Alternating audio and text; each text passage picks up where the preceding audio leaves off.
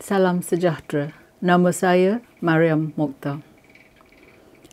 Mahidin Yassin mengidap sindrom anak tengah. Anak sulung mendapat perhatian dari ibu bapa dan yang bongsu dimanjakan. Tetapi anak tengah sering diabaikan dan ini membuat mereka iri hati dan penuh dendam. Cuba tengok prestasi dan sejarahnya dalam UMNO dan UMNO baru. Ia dalam bidang politik selama 5 dekad. Walaupun dia dalam kabinet Mahathir Mohamad, Abdullah Badawi dan banduan Najib Abdul Razak, kesemua mantan Perdana Menteri tidak melantiknya sebagai Perdana Menteri selepas mereka tamat tempoh jawatan. Mengapa ya?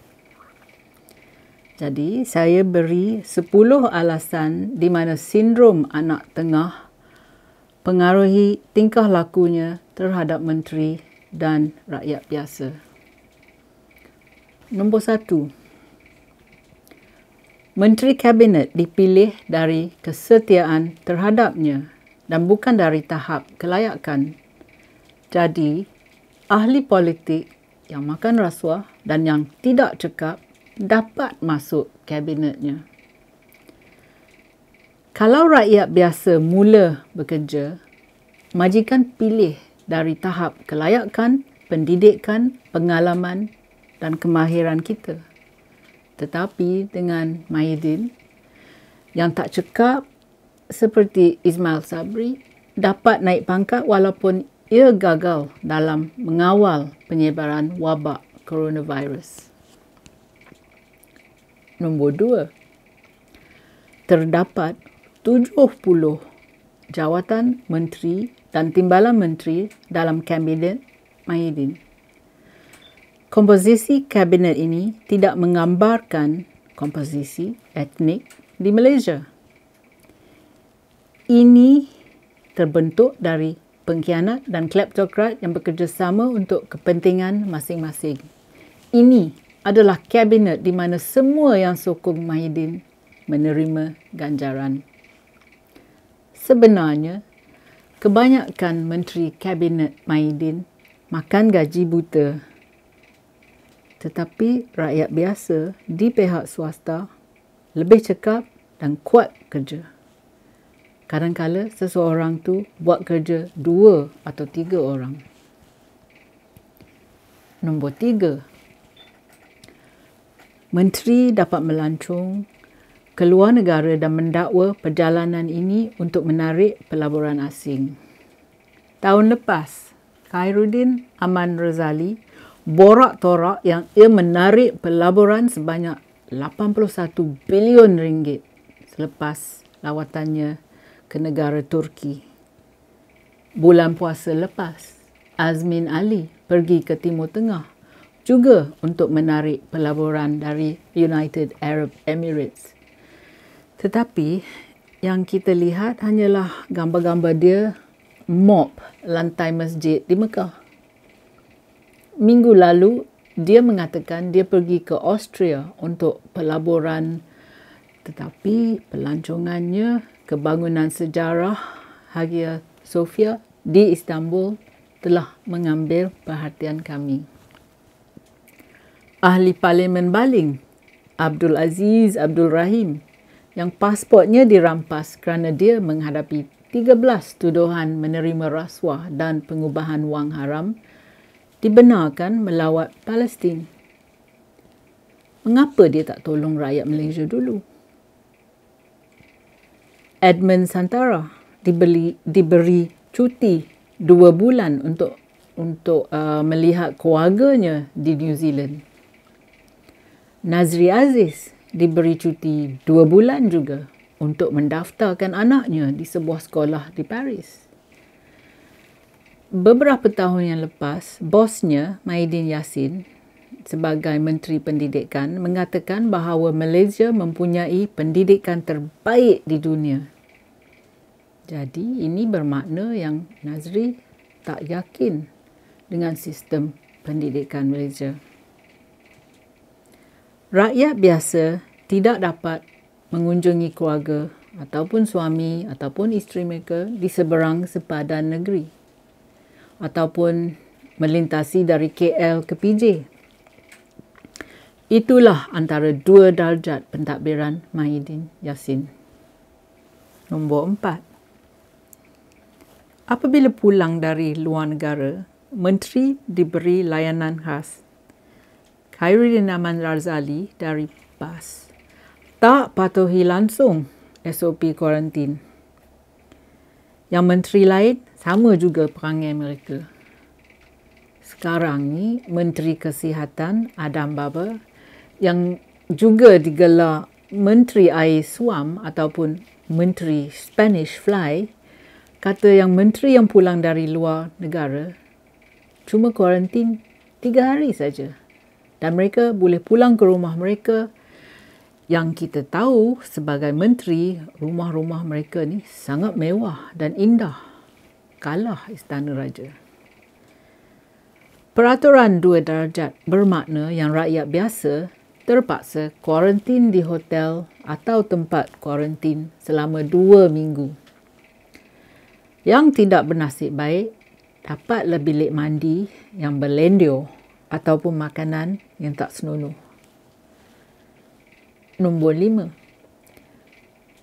Semasa pandemik coronavirus ni, ramai orang takut. Ramai sudah jatuh sakit dan ramai juga telah meninggal dunia.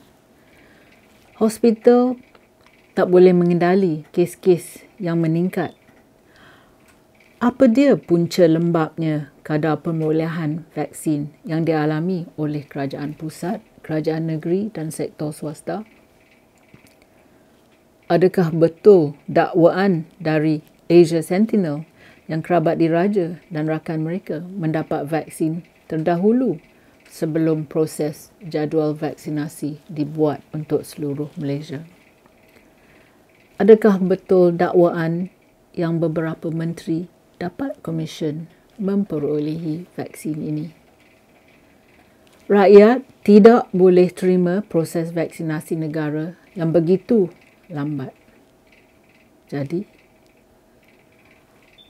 apa Menteri Khairuddin Jamaluddin buat selama ini? Nombor 6.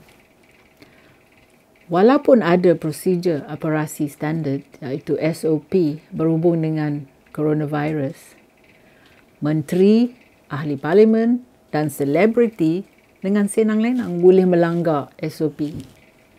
Mereka meminta maaf, tapi rakyat biasa disiasat dengan serta-merta, didenda beribu-ribu ringgit dan ada yang masuk jail. Untuk menteri dan selebriti, siasatan hanya berlaku bila kita, rakyat, buat bising di media sosial. Beberapa kejadian serupa ini berlaku di negara lain, tetapi menteri negara-negara asing ni ada integriti dan bertanggungjawab dan mereka sanggup letak jawatan. Di Malaysia, menteri dan ahli parlimen sangat angkuh. Mereka kata, apa kita peduli? Kita menteri. Kita boleh merajalela. Kita buat sesuka hati. Nombor 7. Di Malaysia, kalau menteri nak ponteng atau nak tunda atau nak tangguhkan membuat keputusan, senang saja.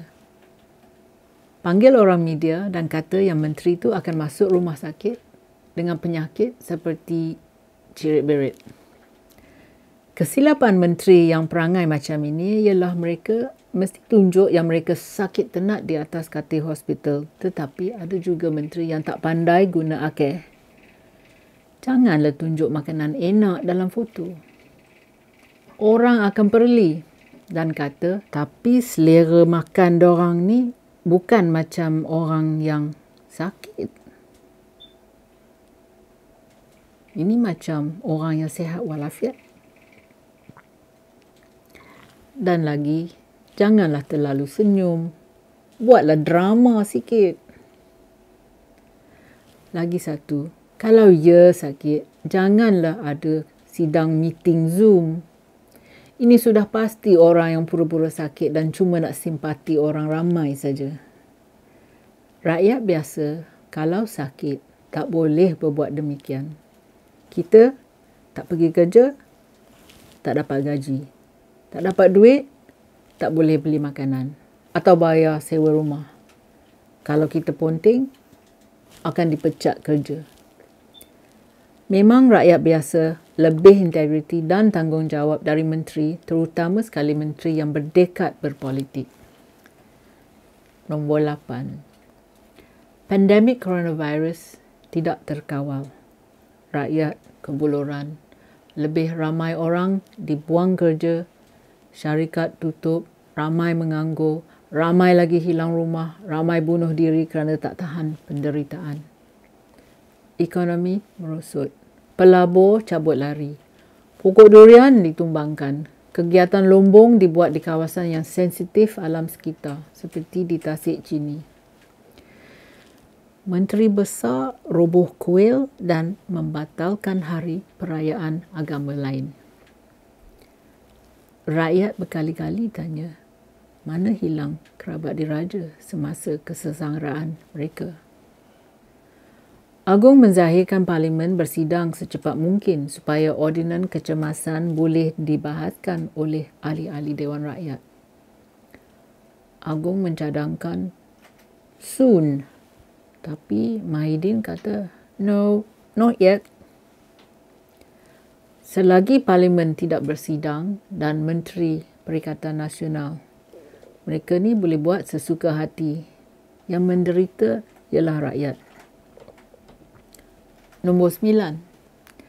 Tahun lepas, gambar yang buat rakyat marah ialah gambar di mana ahli Parlimen dan speaker sedap makan udang galah dan lain-lain makanan enak yang mereka gelar sebagai makanan ringan semasa mereka bekerja. Inilah tahap menteri kita. Tiap-tiap kali menteri melanggar SOP, foto menunjukkan mereka tengah makan beramai-ramai dengan pelbagai lauk pauk yang enak. Sedarkah mereka akan penderitaan rakyat biasa? Lah ni, bendera putih petanda keluarga itu tak ada makanan dan meminta bantuan. Tetapi Menteri Besar PAS di Kedah tidak percaya ada orang yang kelaparan.